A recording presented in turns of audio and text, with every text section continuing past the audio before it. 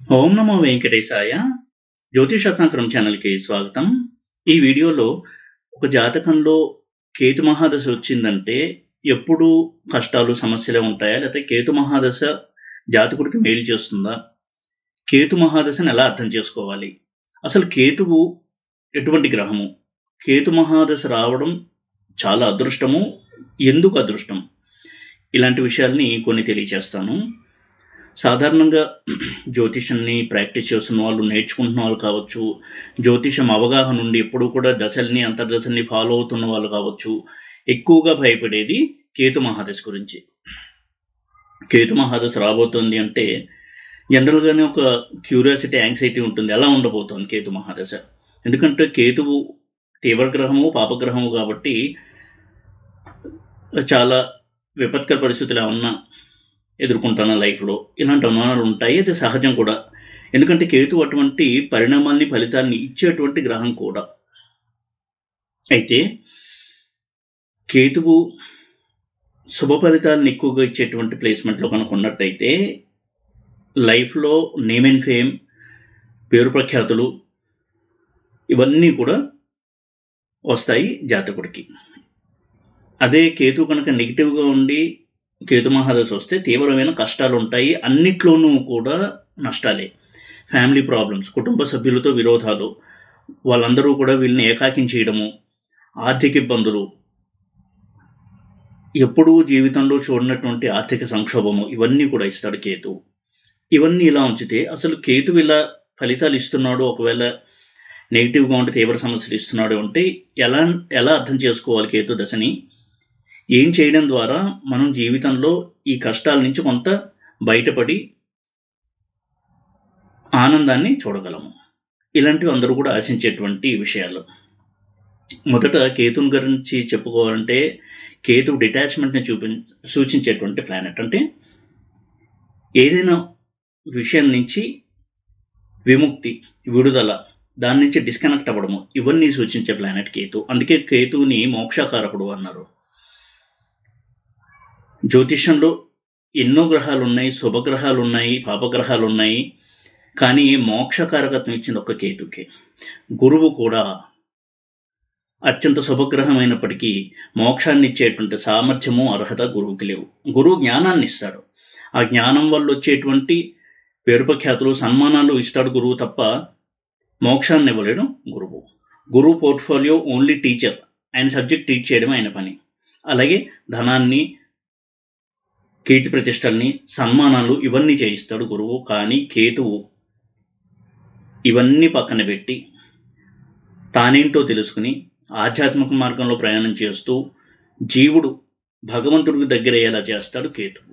ఇది కేతువు దగ్గర ఉన్నటువంటి చాలా గొప్ప లక్షణం.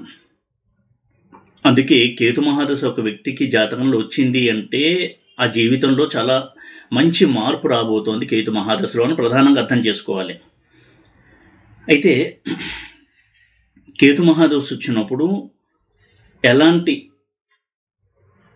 ఫలితాలు ఉంటాయి అని చూసినట్టయితే కేతు అసలు ఏ రాశిలో ఉన్నాడు అనేది మొట్టమొదటి చూసినప్పుడు ఆ రాశికి సంబంధించినటువంటి కష్టాలు వస్తాయి. అయితే ఇక్కడ పరిహారం ఏంటి అంటే, ఏ రాశిలో అయితే ఉన్నాడో, ఏ స్థానంలో అయితే ఉన్నాడో దానికి సంబంధించినటువంటి వ్యామోహాన్ని వదిలిపెట్టాలి. ఈ మోక్షము అనేది అక్కడ అప్లై చేయాలి.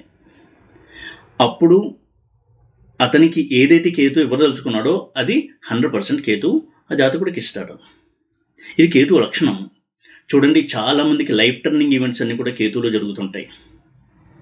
నందమూరి తారక రామారావు గారు నటుడుగా ఉండుంటే ఒక మహానటుడుగా చరిత్రలో మిగిలిపోయి ఉండేవారు. కానీ కేతు మహాదశలో ఆయన ముఖ్యమంత్రి కూడా అయ్యారు. ఆయనలోని ఆయనకే తెలియని ఒక కోణం ఆవిష్కృతమైంది కేతు మహాదశలో.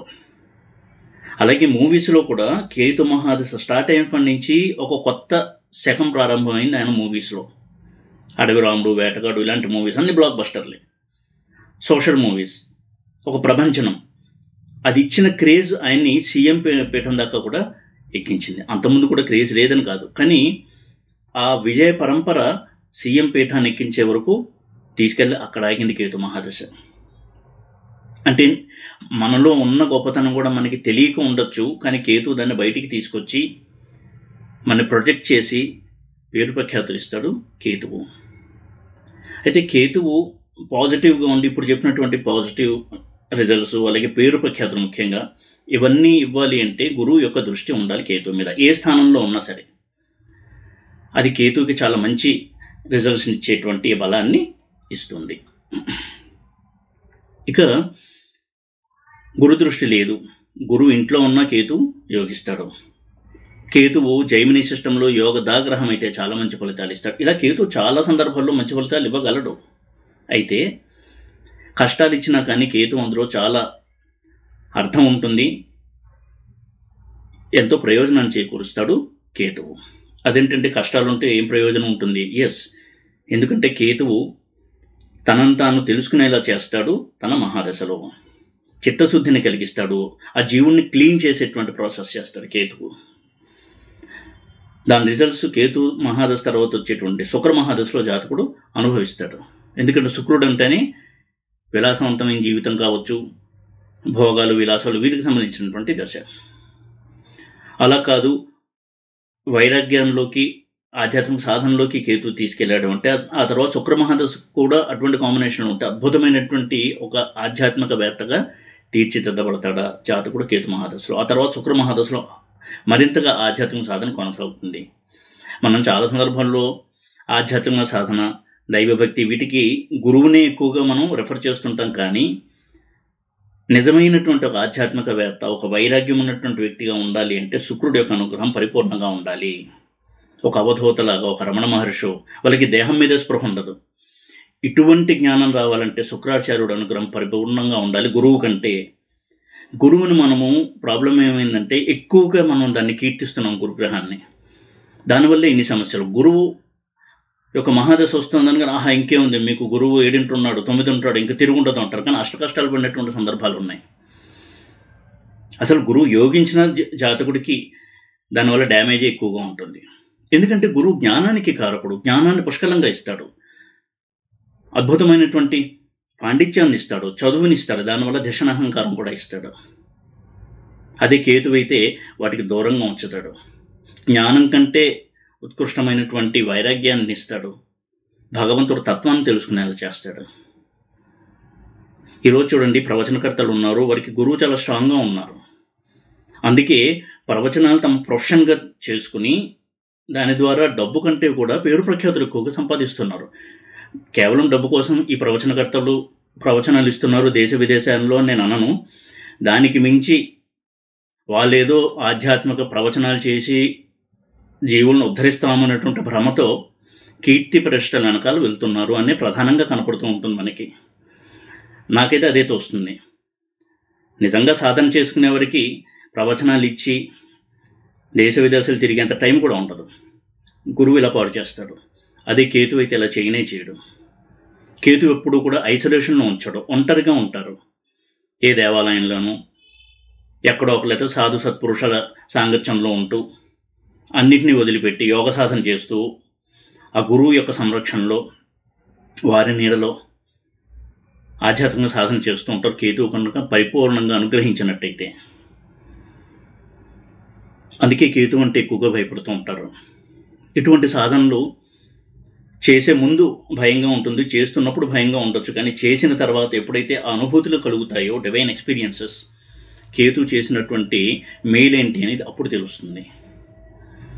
తనను తాను తెలుసుకునేలా చేస్తాడు కేతువు. తనలో ఉన్న లోపాన్ని సరిచేసి ఉన్నతమైనటువంటి జీవుడిగా తయారు చేసేవాడు కేతువు. అప్పటి వరకు నాస్తికులుగా ఉన్నవారు కూడా కేతు మహాదశ వచ్చినప్పుడు సాధు సత్పురుషుల సాంగత్యము, ఇటువంటి సత్పురుషుల సాంగత్యము, అలాగే ఆధ్యాత్మిక సంస్థల సాంగత్యము, ఇవన్నీ కూడా వాళ్ళు చేస్తూ ఉంటారు. అటువంటి ఎన్వైర్న్మెంట్లోకి వాళ్ళు వెళ్తారు. కేతు మహాదశ ఊరికే రాదు. రాహుకేతులు ఇద్దరు కూడా అటువంటి గ్రహాలే. అయితే ఇంతకుముందు జన్మల్లో మన కోరికల్ని తీర్చుకోవడానికి ఎన్నెన్ని పనులు చేశామో వాటికి సంబంధించిన కంటిన్యూషన్ ఇవ్వాలంటే రాహు మహాదశ వస్తుంది. ఇక వాటికి ముగింపు పలికి అకౌంట్ క్లోజ్ చేయాలి అన్నప్పుడు కేతు మహాదశ వస్తుంది. ఇది రాహుకి కేతువుకి ఉన్నటువంటి తేడా. అలాగే కేతువు ఇంట్యూషన్కి సంబంధించినటువంటి గ్రహము.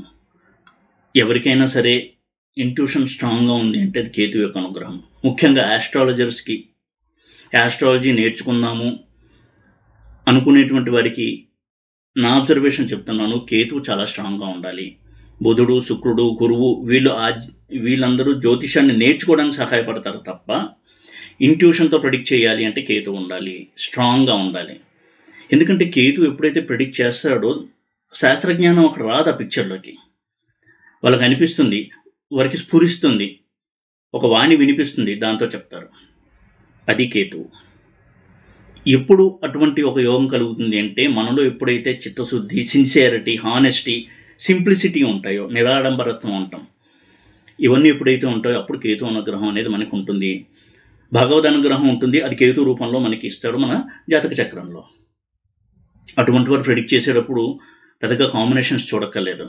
ఈ రోజుల్లో నేను వింటూ ఉన్నాను, ఎవరన్నా కన్సల్టేషన్ తీసుకుంటే ఒక రోజు తర్వాత 2 రోజుల తర్వాత మాట్లాడతామని చెప్పి ఆ చార్ట్ వేసి ఇంకా పరాశర హోరశాస్త్రాలు అది ఇది పక్కన పెట్టుకుని ఫస్ట్ లాట్ ఎక్కడ ఉన్నాడు, 4th హౌస్, దీని రిజల్ట్ ఏంటి, ఇలా 1 గంట 2 గంటలు ఇలా చేయకూడదు.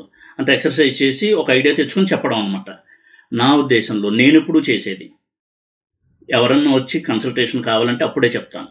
అంటే ఇప్పుడు కొంచెం కన్సల్టేషన్స్ ఎక్కువ బిజీ అయిపోయాను కాబట్టి నేను తర్వాతకి పోస్ట్పోన్ చేస్తున్నాను. మ్యాక్సిమం నెక్స్ట్ డే చెప్పేస్తున్నాను, ఆ రోజు చెప్పలేకపోతే తప్ప. నేను ఎప్పుడు కూడా ప్రిఫర్ చేయను. ఆన్ ది స్పాట్ ఇన్స్టంటేనియస్గా చెప్పాలి. మనం ఒక డాక్టర్ దగ్గరికి వెళ్తే వెంటనే మందులు ఇవ్వాలి, అంతే తప్ప బుక్కులన్నీ తిరగేసి మర్నాడు వచ్చి మందులు ఇస్తాము అంటే ఎలా మనం ఒప్పుకోము. ఇది అంతే. ఎప్పుడు కూడా ఇంట్యూషన్ అప్ అండ్ రన్నింగ్గా ఉండాలి. అలా ఉండాలి అంటే కేతు అనుగ్రహం పరిపూర్ణంగా ఉండాలి. కేతు అంటే దైవ సాధన, కేతు అంటే తపస్సు, కేతు అంటే మన యొక్క చిత్తాన్ని, మన యొక్క మనసుని, బుద్ధిని పరమాత్మకి అర్పించడము. ఇటువంటి ప్రాక్టీసెస్ చేస్తున్నప్పుడు కేతు చాలా యాక్టివ్గా ఉంటాడు, యాక్టివేట్ అవుతూ ఉంటాడు. ఎప్పుడు కూడా చాలా షార్ప్గా ఉంటుంది వాళ్ళ యొక్క ఇంట్యూషన్. ఈ విధంగా కేతు చాలా యొక్క అద్భుతమైన ఫలితాలను ఇస్తాడు. కాబట్టే జనాలకి కేతు అంటే భయం. ఎందుకంటే ఆధ్యాత్మిక రంగంలోకి వెళ్ళడానికి భయం జనాలకి. అందరికీ ఏం కావాలంటే పుణ్యాలు చేసుకుందాము, జీవించినంతకాలం సుఖంగా ఉండి ఈ పుణ్యబలంతో చనిపోయిన తర్వాత కైలాసానికో వైకుంఠానికో వెళ్ళాలి. అలా ఎలా వెళ్తాము? అన్నీ వదిలేసినప్పుడు పరమాత్మ వస్తాడు మన దగ్గరికి. లేదండి నాకు తపోబలం ఉంది, నాకు పుణ్యబలం ఉందంటే సరే అదే కాపాడుతుంది, ఇంక నేను ఎందుకు అంటాడు? రాడు పరమాత్మ. మీరు రామాయణం చూసినా విశ్వామిత్రుడు తన అస్త్రాలన్నీ కూడా శ్రీరామచంద్రుడికి అర్పించేశాడు. ఎందుకంటే ఇది ఉన్నంతకాలం ఆయనకి అది మోక్షానికి అడ్డం. పరమాత్మను తెలుసుకోలేడు, చేరుకోలేడు. అప్పుడు ఆయన భారం దిగింది. ఈ విధంగా ఎప్పుడు కూడా నాకు ఏమీ లేదు అనుకో పరమాత్మ మన దగ్గరికి వస్తాడు. ఇలాంటి రహస్యాన్ని చెప్పేటువంటి గ్రహం కేతువు. ఎందుకంటే భగవంతుడు ఒక రిజల్ట్ని ఇవ్వాలంటే ఆయనకి పరికరాలు కావాలి, ఆ పరికరాలే గ్రహాలు. అటువంటి ఒక అద్భుతమైన పరికరం కేతువు. కేతువు ఎప్పుడూ డివైన్ రిజల్ట్సే ఇస్తాడు. నీకు అత్యాశ, వ్యామోహం ఎక్కువగా ఉన్నంటే దాన్ని కట్ చేసి వాటిని తగ్గించుకో, నీలో ఇలాంటి మంచి గుణాలు ఉన్నాయి వాటిని వృద్ధి చేసుకో అని చెప్తాడు కేతువు. అందుకే ఎవరు కేతు మహాదశ వచ్చినప్పుడు అంతవరకు బిజినెస్ చాలా బాగా సాగుతూ ఉంటుంది. ఒక్కసారి లాసెస్ వస్తాయి. తన స్నేహితులు నడితే ఎవరు సహాయం చేయరు, తను అనుకున్న వాళ్ళు ఎవరు సహాయం చేయరు. అప్పుడు వెనక్కి తిరిగి ఆలోచించుకుంటాడు, వీళ్ళందరూ నా వాళ్ళు అనుకున్నారు కానీ ఎవరు కాదా, అయితే ఎవరు నా వాళ్ళు, ఈ ప్రశ్న మొదలవుతుంది. అప్పటి నుంచి వారి యొక్క జర్నీ రూట్ మారుతుంది. ఇది ఒక యోగం. ఇది అందరికీ ఇటువంటి అదృష్టం ఉండదు. కష్టాలు పడిన ప్రతివాడు జ్ఞాని కాడు. తులసీదాస్ అయినట్టు చిన్న సంఘటనతో తులసీదాస్ మారిపోయాడు, తన భార్య అన్న ఒక్క మాటతో. అలా అందరూ మారరు. కష్టాలు పడ్డ ప్రతివాడు కూడా జ్ఞాని అయిపోడు. అటువంటి యోగం ఉండాలి. అటువంటి పూర్వజన్మ పుణ్యబలం ఉన్నప్పుడు కేతు మహాదశ వచ్చి ఆ జీవుడిని సరైన దారిలో పెడుతుంది ఆ మహాదశ. ఈ విధంగా కేతువుని చూడండి. అందుకని ఎంతసేపు పరిహారాలు అని జ్యోతిషాన్ని పరిహారాలు మయం చెయ్యొద్దు. నిన్ను నువ్వు బాగు చేసుకో అని చెప్తోంది కేతు మహాదశ. లేదంటే నాకు డబ్బులుంటేనే బాగు, డబ్బులుంటేనే సక్సెస్, నాకు గోల్డ్ అంతా పరపతి ఉంటేనే సక్సెస్, పొలిటికల్గా మంత్రి పదవి వస్తేనే సక్సెస్, ఇలా మనకి మనం డిఫైన్ చేసుకుంటే కేతు చాలా కఠినంగా ఉంటాడు. ఎందుకంటే వాడిని బాగు చేయాలనుకునే ఉద్దేశం ఉంది కాబట్టి కేతు మహాదశ వచ్చింది. అప్పుడు వారికి ఫెయిల్యూర్స్, డిసప్పాయింట్మెంట్స్, విపరీతమైనటువంటి వైఫల్యాలు ఇవన్నీ ఇచ్చి సత్యం వైపుకి నడిపిస్తాడు కేతువు. దండన చేతైనా సరే సరైన మార్గంలో పెట్టేవాడు కేతువు. కాబట్టి కేతు మహాదశ వచ్చిందంటే ఆనందించండి. ఏం చెప్తున్నాడు కేతు అనేది అర్థం చేసుకునేటువంటి ప్రయత్నం చేయాలి. కేతు ఎప్పుడు కూడా డిటాచ్మెంట్ని సూచిస్తాడు. ఏ హౌస్లో ఉన్న డిటాచ్మెంట్ అనేది కేతు యొక్క మెసేజ్. లగ్నంలో ఉన్నాడు, పూర్తి వ్యామోహంలో మునిగిపోక కేతు మహాదశ వచ్చినప్పుడు అటువంటి ఇన్సిడెంట్స్ కలిగిస్తాడు. నువ్వు తెలుసుకో, అంతర్ముఖుడవు, ఈ వ్యామోహాన్ని విడిచిపెట్టు, ఇలాంటి సంకేతాలను ఇస్తాడు. సెకండ్ హౌస్లో ఉన్నాడు, ఎంతసేపు డబ్బు సంపాదించాలి, ఏ ఫీల్డ్లో ఉన్నా ఆ ఫీల్డ్కి న్యాయం చేయాలి అనే దృష్టి కాకుండా దాని నుంచి ఎలా లాభాన్ని పొందాలి అని దృష్టి ఉన్నంతకాలం కేతు విడిపిస్తాడు. ఎందుకంటే కేతువు రూట్స్, మూలాన్ని సూచించేటువంటి గ్రహం. గణపతి మూలాధారానికి అధిష్టానం. కేతువు యొక్క అధిదైవం గణపతి. అక్కడి నుంచి కుండలిని జాగృతం అవుతుంది. ఏదైనా సరే కాన్సెప్ట్ని సూచించేవాడు కేతువు. ఎంతసేపు డబ్బు సంపాదించాలని వ్యామోహం వదిలి నేను చేస్తున్న వృత్తి నా ఇష్టం కొద్దీ వృత్తి చేస్తున్నాను అని అనుకున్నప్పుడు డబ్బు దానంతట అదే వెనకాల వస్తుంది. ఇలాంటి చాలా గొప్ప పాఠం నేర్పించాలనుకుంటాడు కేతువు. ఇది అర్థం చేసుకునే ప్రయత్నం చేయాలి. సెకండ్ హౌస్లో కేతు ఉన్నా అంతే, ఫ్యామిలీని ప్రేమతో ఆదరించండి. ఎక్స్పెక్టేషన్స్ కంటే కూడా నువ్వేమిస్తున్నావు అనే దృష్టి పెంచుకోమంటాడు కేతువు. అప్పుడు ఆ ఫ్యామిలీలో టెన్షన్స్ కూడా తగ్గుతాయి. ప్రతి ఇంట్లో కూడా కేతు మెసేజ్ ఉంటుంది. థర్డ్ హౌస్లో కేతు ఉన్నాడు, సోదరుల నుంచి ఎక్స్పెక్ట్ చేయకుండా నువ్వు సోదరులకు ఏం చేయగలవో చూడు. థర్డ్ హౌస్ అనేది ఎంటర్‌ప్రెన్యూర్‌షిప్‌ని సూచిస్తుంది. ఒక బిజినెస్, చిన్న బిజినెస్ చేసి పైకి ఎదగడం. ఇలా చేసేటప్పుడు డబ్బుల కోసం ఏం బిజినెస్ చేద్దాము అని కాకుండా నీ ప్యాషన్ ఏంటి, నువ్వు ఏం చేయడం ఇష్టపడుతున్నావు దాన్ని చేయి. అప్పుడు తప్పకుండా కేతు నీకు మంచి రిజల్ట్స్ ఇస్తాడు. సిన్సియర్గా ఉండడం చెప్తాడు కేతువు. మనీ మైండెడ్గా ఉండడాన్ని కేతు ఇష్టపడడు. అలా ఎప్పుడు ఉన్నా చాలా కష్టాలు ఇస్తాడు. అయితే అది మానసికంగా మైండ్ లెవెల్లో దాన్ని పాటించడం చాలా కష్టము, కానీ పాటించమని చెప్తాడు కేతువు. ఫోర్త్ హౌస్లో ఉన్నప్పుడు కూడా అంతే. ఎక్కడున్నా కానీ 10 మందికి మంచి చేయి. ఫోర్త్ హౌస్ అంటే పబ్లిక్ లైఫ్. నిస్వార్థంగా పనిచేయి. ఎంతసేపు అందరి వల్ల నాకు ఏం బెనిఫిట్ ఉంటుంది, ఒకరితో ఫ్రెండ్షిప్ చేసామంటే దానివల్ల నాకు ఏమైనా బిజినెస్కి హెల్ప్ అవుతుందా, లేకపోతే ఒకరికి ఏదైనా చేస్తే నాకేమైనా హెల్ప్ అవుతుందా అని మానేసి స్వార్థ దృష్టి మాని నిస్వార్థంగా ఉండడం నేర్చుకో. ఇవి ఎక్కడో పురాణాల్లో ప్రవచనాల్లో వింటూ ఉంటాం, అది చెప్పడం వరకే. అది చెప్పిన వాళ్ళకి అది ఉంటుందో లేదో తెలియదు, మనం ప్రాక్టీస్ చేయగలమో లేదో మనకి తెలియదు. కానీ కేతు మాత్రం అదే మెసేజ్ ఇస్తాడు.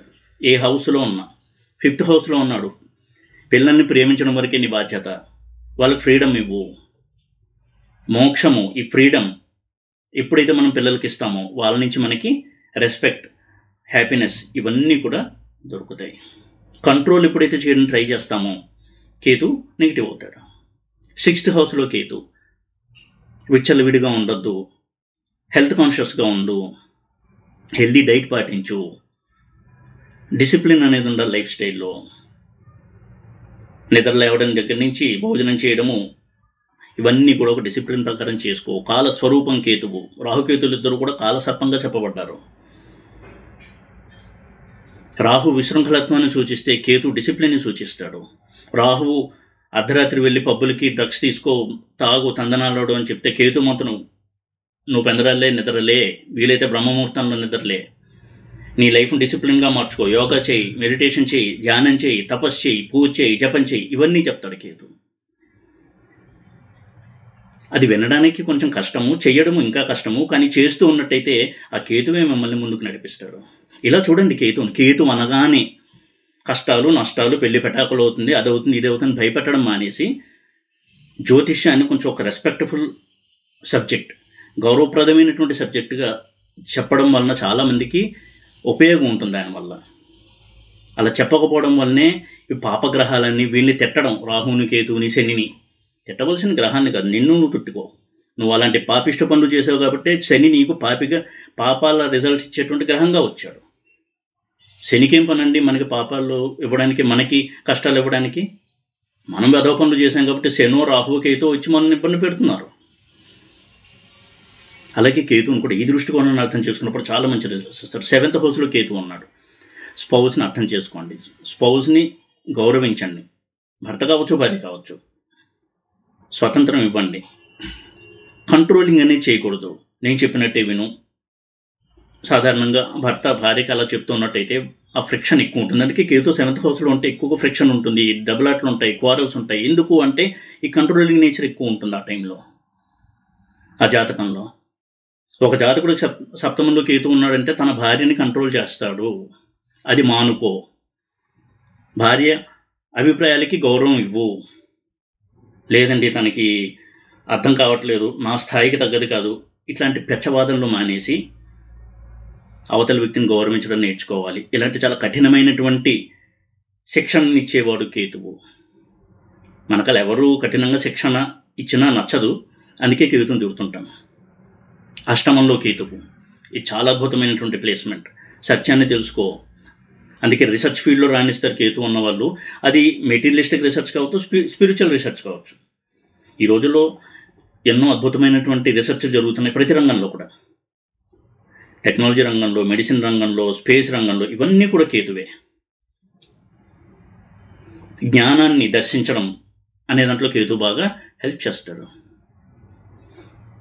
అటువంటి వారు భౌతిక జీవనంలో పెద్ద సుఖాలు ఉండవు, వారికి ఫ్యామిలీ మీద ఇంట్రెస్ట్ తక్కువ ఉంటుంది. ఈ విధమైనటువంటి డిటాచ్మెంట్కి సంబంధించిన దాంట్లో బాగా యోగిస్తారు కేతువు. 9th హౌస్లో కేతువు, అది పితృదోషం అంటారు. ఫారిన్ ల్యాండ్లో వెళ్ళి సెటిల్ అవుతారు. ఎప్పుడైతే ఉన్న ఊరి నుంచి దూరంగా వెళ్ళిపోతారో వాళ్ళ లైఫ్ అభివృద్ధి అనేది స్టార్ట్ అవుతుంది. కానీ కేతు ఎప్పుడు కూడా పెయిన్ని ఇచ్చేటువంటి ప్లానెట్. రౌద్రం రౌద్రాత్మకం ఘోరం తం కేతుం ప్రణమామ్యహం అన్నారు వ్యాస మహర్షి. అంటే చాలా క్రూరంగా, అగ్రెసివ్గా ఉంటుంది. కేతు వల్ల ఫారిన్ ల్యాండ్కి వెళ్ళినప్పుడు సాధారణంగా అక్కడ వాళ్ళు ఎంజాయ్ చేయలేరు. కానీ వాళ్ళ ప్రాస్పెరిటీ, వాళ్ళ గుర్తింపు, వాళ్ళ పేరు ప్రఖ్యాతలని ఫారిన్ ల్యాండ్లో ఉంటాయి. వివాహం కూడా అంతే. కేతు వివాహానికి సంబంధించిన స్థానాన్ని, గ్రహాన్ని ప్రభావితం చేసినప్పుడు కంప్లీట్లీ ఏలియన్, అంటే మన సంస్కృతి ఏది కాదు, మన దేశం కాదు, అటువంటి వ్యక్తిని పెళ్లి చేసుకునే అవకాశం కూడా ఉంటుంది. అలాగే 9th హౌస్లో ఉంటే ఫారిన్ ల్యాండ్లో సెటిల్మెంట్, సిటిజన్షిప్ మారిపోవడం, ఇలాంటివన్నీ కూడా ఉంటాయి. 10th హౌస్లో కేతు తీర్థయాత్రలకి, జ్ఞానాన్ని పొందడానికి, సత్పురుషుని సేవించడానికి చాలా చాలా మంచి ప్లేస్మెంట్ అది. 10th హౌస్ అంటే కెరియర్ మాత్రమే కాదు, అది ఒక జీవుడి యొక్క ఉన్నతిని, ఆధ్యాత్మిక ఉన్నతిని సూచించేటువంటి హౌస్, రాజ్యస్థానం 10th హౌస్. తీర్థయాత్రలకు పెట్టింది పేరు. ఆ సమయంలో వారు చాలా తీర్థయాత్రను దర్శించడము, అద్భుతమైనటువంటి క్షేత్రాన్ని దర్శించడము, పుణ్య తీర్థాల్లో స్నానం చేయడము, ఇలాంటి చాలా అద్భుతమైనటువంటి పుణ్యకార్యాలు చేస్తారు. సత్యాన్ని తెలుసుకునేటువంటి ప్రయాణం అక్కడి నుంచి మొదలవుతుంది వారికి. 11th హౌస్లో కేతు, ఫ్రెండ్స్తో తగాదాలు, సోషల్ స్టేటస్కి కొంత భంగము, ఇవన్నీ కూడా వస్తుంటాయి. ఎందుకంటే ఎంతసేపు కూడా తన దృష్టితోనే తన ఫ్రెండ్స్ని చూడటము, లోకాన్ని చూడటము, తన పలుకుబడి కోసం, తన హోదా కోసం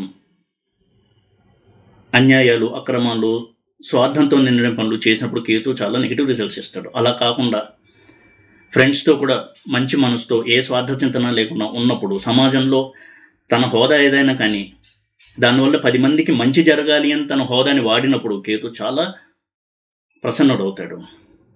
అంతే తప్ప తన హోదాని పెంచుకోవడానికి యువతల వారిని వాడుకుందాం అనుకున్నప్పుడు కేతు చాలా కష్టాలను ఇస్తాడు. రాహు చాలా హ్యాపీగా ఫీల్ అవుతాడు. ఎందుకంటే రాహు జీవుణ్ణి పాడు చేసే గ్రహము, కేతు జీవుణ్ణి ఉద్ధరించే గ్రహము. మనమే చూసుకోవాలి, మనకు ఉద్ధరించే గ్రహం కావాలా, పాడు చేసే గ్రహం కావాలా. జనరల్గా పాడు చేసే వాటి మీద ఎక్కువగా కనెక్ట్ అవుతాం, వెంటనే కనెక్ట్ అవుతాం. ఎందుకంటే చూడడానికి అలా ఉంటాయి. మన అవసరానికి 10 మందిని వాడుకుని ఒక హోదాలోకి వచ్చేయడము, ఇవన్నీ రాహు చేసే పనులు. అలాంటివి చేసినప్పుడు దాని ఫలితాలు కూడా అనుభవిస్తాం. ఈరోజు కాబట్టి తర్వాత కాబట్టి తర్వాత జన్మలో. కానీ కేతు అలా చేయడు, అలా చెయ్యనియ్యడు అసలు. అందుకే అన్ని కష్టాలు. అలా చేయకుండా ఎప్పుడైతే ఇలా స్వార్థరహితంగా ఉంటాడో కేతు చాలా మంచి రిజల్ట్స్ ఇస్తాడు. ఇలా ఎందుకు చూడకూడదండి కేతుని? ఎంతసేపు కేతు అంటే గణపతికి పూజ చేయండి, ఇంతేనా? అంటే మనకి గురువు, శుక్రుడు, రవి వీళ్ళు బాగుండాలి, పాపగ్రహాలు ఉపచయ స్థానాల్లో ఉండాలి. అలా పుట్టకపోతే ఇంకోటి చనిపోవాలి, లేదంటే వాడికి అడ్డమైన పరిహారాలు అంటగట్టేయాలి. ఈ జపం చేయి, ఈ హోమం చేయి, అంతే తప్ప నిన్ను నువ్వు మార్చుకొని ఎవరు చెప్పకూడదు. అది కాదు జ్యోతిష్యం. జ్యోతిష్యం అంటే మన పాపాలను కడిగే విద్య. ఏకరువు పెడుతూ ఉండాలి పరిహారాలు. నోరు తెరిస్తే పరిహారాలు. కేతుకి ఏం పరిహారాలు, రాహుకి ఏం పరిహారాలు, అంతే తప్ప నిన్ను నువ్వు మార్చుకోదో పెద్ద పరిహారం జీవితంలో. జీవితమే చాలా చిన్నది. ఈ గ్రహాలు ఏం చెప్తున్నాయో మనం గ్రహిద్దాము.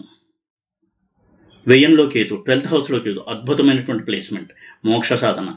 గురు దృష్టి కనుక ఉన్నట్టయితే మోక్ష సాధన ఉంటుంది, మెటీరియలిస్టిక్ ప్రెషర్ ఉంటుంది, భౌతిక సుఖాలని అనుభవిస్తూ ఉంటాడు. అదే గురువు చేసేటువంటి ఒక డ్యామేజ్. గురు దృష్టి ఉన్నప్పుడు సుఖాన్ని కూడా ఇస్తాడు వ్యయంలో ఉన్నటువంటి కేతువుకి. అంటే పూర్తి స్థాయిలో ఆధ్యాత్మిక సాధన సాగదు. ఉంటుంది, ఆధ్యాత్మిక చింతన ఉంటుంది, ఇంట్యూషన్ ఉంటుంది, ఆస్ట్రాలజీలో రాణిస్తారు. కానీ ఆ జన్మలో వారు మోక్షాన్ని పొందలేకపోవచ్చు. కేతు మహాదశ వచ్చిన వారికి ఆధ్యాత్మిక సాధనతో పాటుగా భౌతిక సంపదలు కూడా లభిస్తాయి. ఈ విధంగా కేతు మహాదశ వచ్చినప్పుడు మనను మనం చాలా మంచి మనిషిగా కనుక మార్చుకోగలిగితే చాలా అద్భుతంగా ఉంటుంది కేతు మహాదశ. గురుదృష్టి ఉన్నా లేకపోయినా, గురుదృష్టి లేకపోతే చాలా అద్భుతమైనటువంటి ఆధ్యాత్మిక సాధన చేస్తాడు ఆ జాతకుడు, ఆ జీవుడు. గురుదృష్టి ఒక రకంగా చెప్పాలంటే కొంత అడ్డంకి కూడా ఆధ్యాత్మిక సాధనకి. ఎందుకంటే భౌతిక విషయాల్లో పడేస్తాడు గురువు కేతువుని కనుక చూస్తూ ఉన్నట్టయితే కేతు మహాదశలో. ఈ విధంగా ఒకసారి కేతువుని చూడండి. ఎవరికైనా కేతు మహాదశ కనుక వస్తుంది అంటే ఒక్కసారి ఏ ఇంట్లో ఉన్నాడో కేతు, దాన్ని బట్టి తనను తాను ఎలా మలుచుకోవాలి కనుక చేసినట్టయితే చాలా మంచి రిజల్ట్స్ ఇస్తాడు కేతువు తన 7 సంవత్సరాలు కూడా. ఈ వీడియో కనుక మీకు నచ్చినట్టయితే లైక్ చేసి, షేర్ చేసి, సబ్స్క్రైబ్ చేయండి. ఓం నమో వెంకటేశాయ.